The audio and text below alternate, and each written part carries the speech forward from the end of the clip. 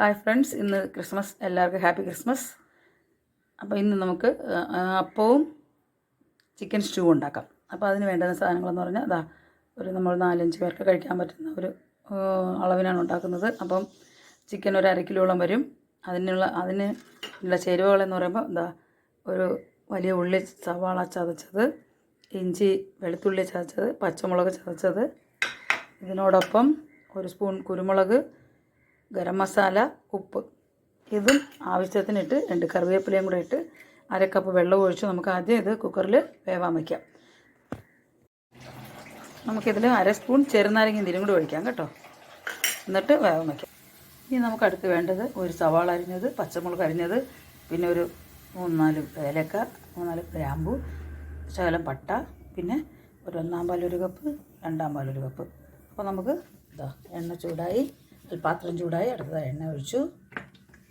അതിനകത്ത് നമുക്ക് ഈ പട്ടയും ഗ്രാമ്പു ഇതെല്ലാം കൂടെ ഇട്ട് ചെറുതായിട്ടൊന്ന് നോക്കിക്കും.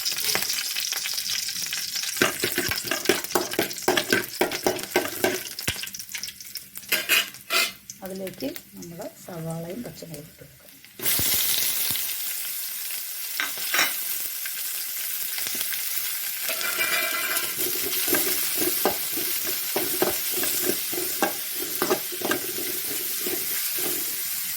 ജസ്റ്റ് ഒന്ന് വാടി വരട്ടെ.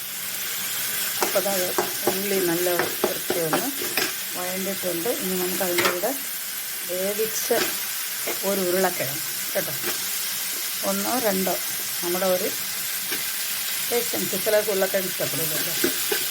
അതിനൊന്ന് ചെറുതായിട്ടൊന്ന് നല്ല വേവ് കുറവാണെങ്കിൽ അത് നമുക്ക് വെച്ചിട്ടുണ്ട്.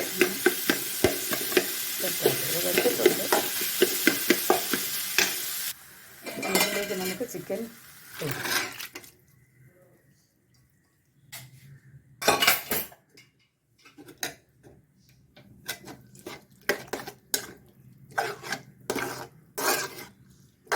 ഉരുളക്കിഴങ്ങും ചിക്കനും ഇവിടെ ഒറ്റൊന്ന് അടച്ചു വെച്ചോട്ടെ.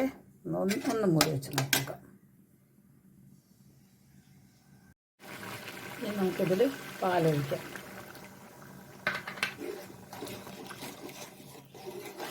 ഇത് 1-ാം പാലാണ്.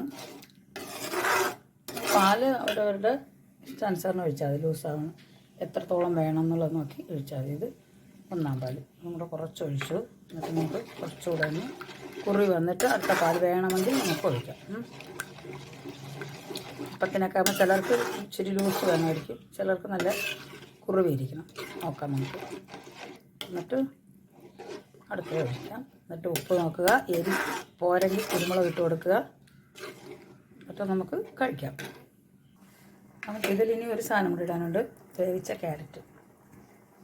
അത് വേവിച്ച് വെച്ചേക്കുന്നതാണ്, അതുകൊണ്ട് അത്രയും മതി. ഇനി കൂടുതൽ കിടന്നങ്ങ് ഉടഞ്ഞു കിട്ടണ്ട. അപ്പോൾ ഇങ്ങനെ കിടന്നാലേ അത് കൊള്ളാവും. ഇതെല്ലാം കൂടെ ഒന്ന് സെറ്റായി വരട്ടെ, എന്നിട്ട് കാണിച്ചു തരാം. അപ്പോൾ ഗൈസ്, ചിക്കൻ റെഡി. നല്ല കുറുകി, നല്ല അടിപൊളി എരിയും ഉപ്പും ടേസ്റ്റും എല്ലാം ഉണ്ട് കേട്ടോ. അപ്പോൾ നമുക്ക് കഴിക്കാം. ഓടി വായോ, എല്ലാവരും വായോ. ഇനി നമുക്ക് അപ്പം കൂടി കാണിച്ചു തരാം കേട്ടോ. കണ്ടോ ഗൈസ്, എൻ്റെ ചിക്കൻ സ്റ്റൂ അടിപൊളി സൂപ്പറായിട്ടുള്ള ടേസ്റ്റാണ് കേട്ടോ. നല്ല കുരുമുളകും എരി എല്ലാം ഉണ്ട്. നിങ്ങളിത് ഇതേപോലെ തന്നെ നിങ്ങൾ ടേസ്റ്റ് ചെയ്ത് നോക്കണമെങ്കിൽ നിങ്ങൾ ഉണ്ടാക്കണമല്ലേ. ഞാനിപ്പോൾ നിങ്ങൾക്ക് തരുന്നുണ്ട്, പക്ഷേ നിങ്ങൾക്ക് അത് എടുക്കാൻ പറ്റില്ലല്ലോ. നിങ്ങൾ ഇതേപോലെ ഉണ്ടാക്കി നല്ല രുചിയായിട്ട് അപ്പം കൂടെ ആയിട്ട് ഉണ്ടാക്കി കാണിക്കുക. അപ്പം ഉണ്ടാക്കുന്നത് ഞാൻ കാണിച്ചു തരാം കേട്ടോ. പിന്നെ ഇതിൽ ഒരു കാര്യം കൂടെ നമുക്ക് ചെയ്യാവുന്നതാണ്. കാഷ്യൂനട്ടും ഉണക്കമുന്തിരിയും കൂടെ ഇച്ചിരി നെയ്യിൽ വറുത്തിട്ടാൽ നല്ല കുറച്ചുകൂടി ഇതിനേക്കാളും ടേസ്റ്റ് കിട്ടും കേട്ടോ. നിങ്ങൾക്ക് ഇവിടെ നെയ്ക്ക് അത്ര ടേസ്റ്റ് ഇഷ്ടമില്ലാത്തതുകൊണ്ടാണ് ഞാൻ ചെയ്യാത്തത്. അപ്പോൾ അതുകൊണ്ട് നിങ്ങൾ അതും കൂടി ചെയ്തോളുക.